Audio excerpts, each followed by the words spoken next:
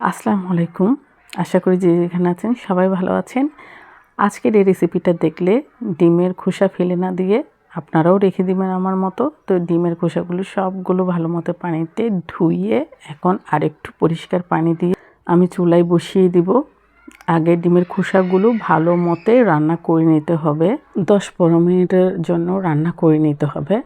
By the way আমি এই রেসিপিটা দেখেছি একজন চায়না আপুর কাছ থেকে। আসলে চায়নাদের মাথায় এত বুদ্ধি, তো তাদের থেকে একটু বুদ্ধি আমরা নিয়েও একটু কাজ করি। তো দেখা যাক আমি সেই চায়না আপুর থেকে দেখে রেসিপিটা করতেছি। ফাইনাল টাস্ক কেমন হয় সেটা আপনারাও দেখবেন, আমিও দেখব। তো ওখান থেকে রান্নার সময় অনেকগুলোই ফেনা ফেনা হয়ে আসছিল, তো ওগুলো আমি উঠিয়ে নিয়েছিলাম। আর 10 থেকে 15 মিনিট নেড়ে ছেড়ে ভালো মতো রান্না করে এইবার ঠান্ডা পানি দিয়ে ভালো মতো ধুয়ে পানি ঝরিয়ে আমি এটাকে খুব ভালো মতো শুকিয়ে নিয়েছিলাম ফ্যানের বাতাসে। এরপর খোসাগুলো হাত দিয়ে যতটা সম্ভব একটু চাপ দিলেই ভেঙে যাচ্ছিল। সেই ভাঙা খোসাগুলো এখন আমি ব্লেন্ডার জারে দিয়ে দিব। তো আপনারা এখনও ভাবতেছেন এটা দিয়ে কোন রেসিপি হবে? অবশ্যই হবে, একটু ওয়েট করেন।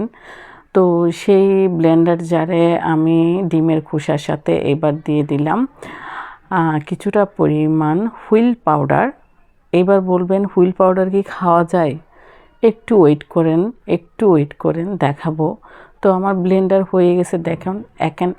এখন একটা ভালো একটা পেস্ট তৈরি হয়ে গেছে। আর এখনই বুঝতে পারতেছেন যে এটা খাওয়ার জন্য না, এটা মাজা ঘষা করার জন্য। তো যাই হোক, এখন আমার তো তেমন কোনো পাতিল নাই যেটা অনেক পরিমাণে পুড়ে গেছে। জাস্ট এই ফ্রাই প্যানটা ছিল, কিন্তু এই ফ্রাই প্যানও তো নিচের দিকে তেমনভাবে ভালো মতো ঘষা মাজা হয় না। তো যাই হোক, আমি এমনিতে আলতো হাতে যতটুকু পারতেছি হালকা একটু ঘষে নিচ্ছি।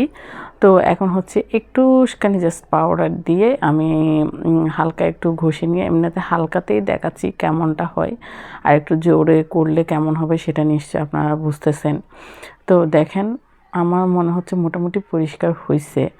তো এবার আপনারাই বলেন রেসিপিটা কি আপনারা করবেন নাকি করবেন না, সিদ্ধান্ত হচ্ছে আপনাদের।